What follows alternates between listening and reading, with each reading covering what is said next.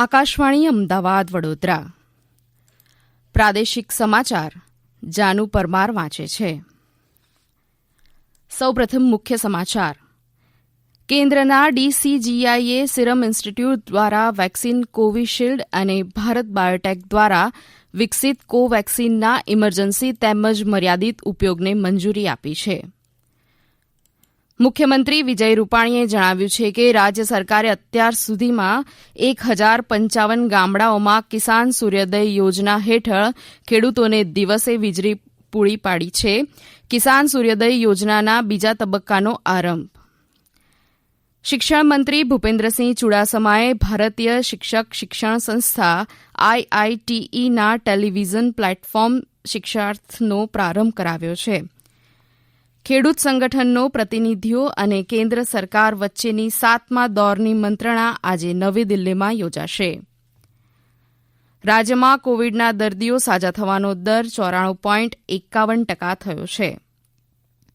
સમાચાર વિગતવાર.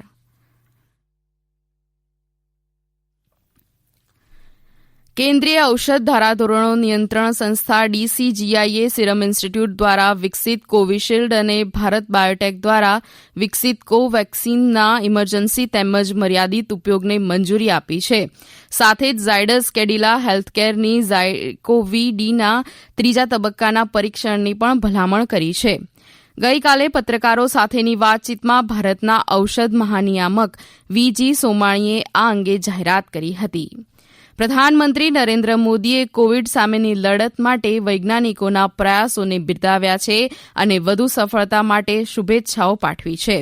Serum institute of India અને ભારત બાયોટેકની કોરોનાની સ્વદેશી વેક્સિન ડીસીજીઆઈની મંજૂરી મળી છે તેને મુખ્યમંત્રી વિજય રૂપાણીએ આવકારી છે.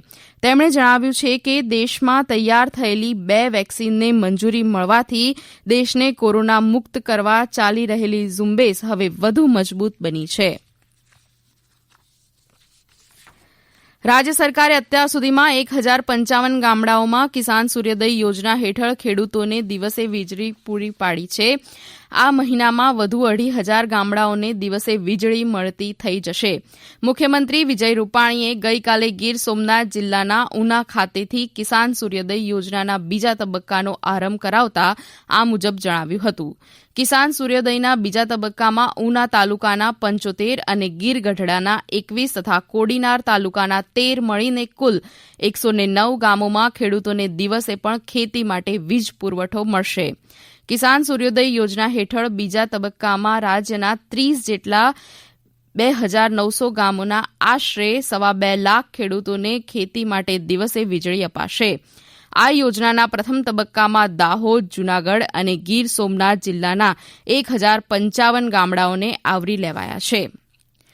શિક્ષણ મંત્રી ભૂપેન્દ્રસિંહ ચુડાસમાએ ભારતીય શિક્ષક શિક્ષણ સંસ્થા આઈઆઈટીઈના ટેલિવિઝન પ્લેટફોર્મ શિક્ષાર્થનો પ્રારંભ કરાવ્યો છે. શિક્ષાર્થમાં શિક્ષક પ્રશિક્ષણ માટેના કાર્યક્રમોનું પ્રસારણ વંદે ગુજરાત ચેનલ નંબર 1 પરથી પ્રસારિત કરવામાં આવશે.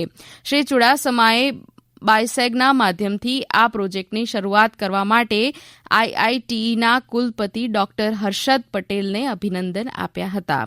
શિક્ષણ મંત્રીએ કોરોનાના કપરા કાળમાં શિક્ષણ વિભાગના સહુએ એક ટીમ તરીકે કાર્ય કરીને શિક્ષણ પ્રક્રિયાને અસર ન થાય તે માટે ઉપલબ્ધ તમામ માધ્યમોનો ઉપયોગ કરીને રાજ્યમાં દરેક સ્થળે શિક્ષણનો પ્રચાર પ્રસાર કર્યો તે અંગે સંતોષ વ્યક્ત કર્યો હતો. શિક્ષણ મંત્રીએ શિક્ષાર્થ પ્રોજેક્ટનો મહત્તમ લાભ લઈને તેનો અસરકારક ઉપયોગ કરવા આહવાન કર્યું હતું. ડોક્ટર હર્ષદ પટેલે જણાવ્યું હતું કે રાજ્યની તમામ બીએડ કોલેજોમાં અભ્યાસ કરતા વિદ્યાર્થીઓ તેમના અભ્યાસક્રમને લગતા કાર્યક્રમો વંદે ગુજરાત ચેનલ પરથી જોઈ શકશે. નાયબ મુખ્યમંત્રી શ્રી નીતિન પટેલે જણાવ્યું હતું કે કોરોના સામેની વેક્સિન આપવાની પ્રક્રિયામાં નાગરિકની સલામતી એ રાજ્ય સરકારની પ્રાથમિકતા છે અને એટલે જ તમામ ટ્રાયલ સફળતાપૂર્વક હાથ ધરાયા બાદ જ નાગરિકોને રસી આપવામાં આવશે. અમદાવાદમાં રામદેવનગર સ્થિત સેવાભાવી સંસ્થા સદવિચારમાં મોક્ષવાહિની રથના લોકાર્પણ પ્રસંગે ઉપસ્થિત નાયબ મુખ્યમંત્રીએ ગઈકાલે જણાવ્યું હતું કે કોરોનાની વેક્સિનનું આર્થિક ભારણ ગરીબ અને મધ્યમ વર્ગ પર ન આવે તેની દરકાર પણ રાજ્ય સરકાર કરી રહી છે. શ્રી નીતિન પટેલે ઉમેર્યું હતું કે ગુજરાતમાં 3 તબક્કામાં રસીકરણની પ્રક્રિયા હાથ ધરાશે. પ્રથમ તબક્કામાં ફ્રન્ટલાઇન વોરિયર્સ, મેડિકલ અને પેરામેડિકલ સ્ટાફ, બીજા તબક્કામાં આશા વર્કર અને પોલીસ જવાનો અને ત્રીજા તબક્કામાં સિનિયર સિટીઝન અને કોમોર્બિડની સ્થિતિ ધરાવતા દર્દીઓને રસી આપવા માટેનું આયોજન હાથ ધરાયું છે. કોરોના વોરિયર્સને વિનામૂલ્યે રસી અપાશે. તેમણે મોક્ષવાહિની રથની ભેટ બદલ દાતાઓને અભિનંદન પાઠવતા કહ્યું કે દાન આપવાની ગુજરાતની ગૌરવવંતી પરંપરાને આગળ ધપાવી છે. આ પ્રાદેશિક સમાચાર આપ આકાશવાણી અમદાવાદ વડોદરા કેન્દ્ર પરથી સાંભળી રહ્યા છો. વધુ સમાચાર કોરોના અંગેના સંદેશ બાદ.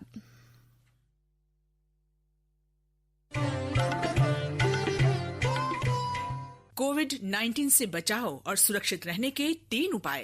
मास्क लगाएं, 2 गज दूरी है जरूरी, सुरक्षित दूरी रखें, हाथ और मुंह साफ रखें.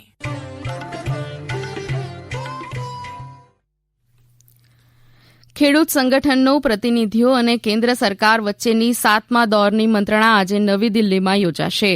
ગઈ 30મી ડિસેમ્બરે યોજાયેલી 6ઠ્ઠા તબક્કાની મંત્રણા દરમિયાન કૃષિમંત્રી નરેન્દ્રસિંહ તોમરે ખાતરી આપી હતી કે સરકાર ખેડૂતોની સમસ્યાઓ ઉકેલવા કટિબદ્ધ છે, પરંતુ સૌને સ્વીકાર્ય ઉકેલ લાવવા બંને પક્ષોએ આગળ આવવાની જરૂર છે.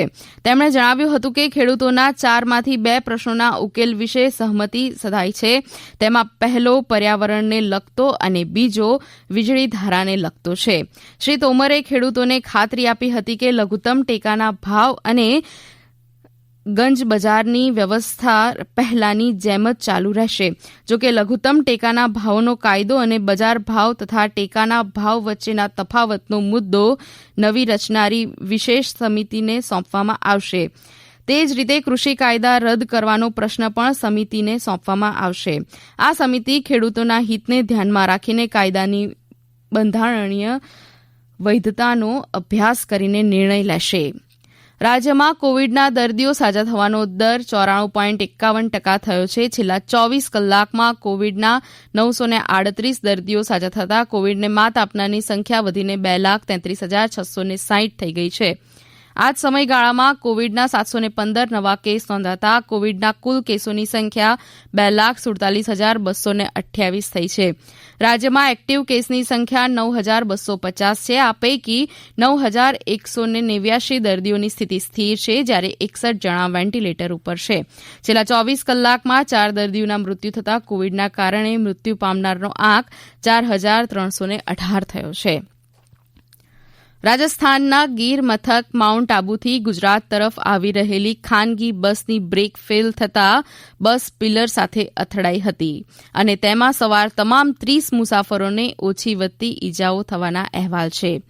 ઈજાગ્રસ્ત મુસાફરોને સારવાર માટે આબુ રોડ અને માઉન્ટ આબુની હોસ્પિટલમાં લઈ જવાયા છે. બસના મોટા ભાગના મુસાફરો આણંદ જિલ્લાના હોવાનું જાણવા મળ્યું છે. આણંદના સાંસદ મિતેશ પટેલે જિલ્લા કલેક્ટર અને પોલીસ વડા સાથે વાતચીત કરીને અકસ્માતમાં ઈજાગ્રસ્ત મુસાફરોને ઝડપથી સારવાર મળે તે હેતુથી સૂચના આપી હતી. આણંદ જિલ્લામાં 173 કરોડ 76 લાખ રૂપિયાના વિવિધ વિકાસ કામોનું ગઈકાલે મુખ્યમંત્રી વિજય રૂપાણી અને પ્રભારી મંત્રી જયેન્દ્રસિંહ પરમારના હસ્તે ઈ લોકાર્પણ તથા ખાતમુહૂર્ત કરવામાં આવ્યું. આણંદ ટાઉનહોલ ખાતે યોજાયેલા આ કાર્યક્રમમાં મુખ્યમંત્રી વિજય રૂપાણીએ રાજ્ય સરકાર દ્વારા હાથ ધરવામાં આવેલા લોકકલ્યાણના કાર્યક્રમોની માહિતી આપી હતી. શ્રી જયરથસિંહ પરમાર સમગ્ર આણંદ જિલ્લામાં કરાઈ રહેલા અને શરૂ થનારા વિકાસ કામોની જાણકારી આપી હતી. મુખ્ય સમાચાર ફરી એકવાર. કેન્દ્રના ડીસીજીઆઈએ સિરમ ઇન્સ્ટિટ્યૂટ દ્વારા વેક્સિન કોવિશિલ્ડ અને ભારત બાયોટેક દ્વારા વિકસિત કોવેક્સિનના ઇમરજન્સી તેમજ મર્યાદિત ઉપયોગને મંજૂરી આપી છે. મુખ્યમંત્રી વિજય રૂપાણીએ જણાવ્યું છે કે રાજ્ય સરકારે અત્યાર સુધીમાં 1,055 ગામડાઓમાં કિસાન સૂર્યોદય યોજના હેઠળ ખેડૂતોને દિવસે વીજળી પૂરી પાડી છે. કિસાન સૂર્યોદય યોજનાના બીજા તબક્કાનો આરંભ. આકાશવાણી અમદાવાદ વડોદરા કેન્દ્ર પરથી સમાચાર પૂરા થયા. છે।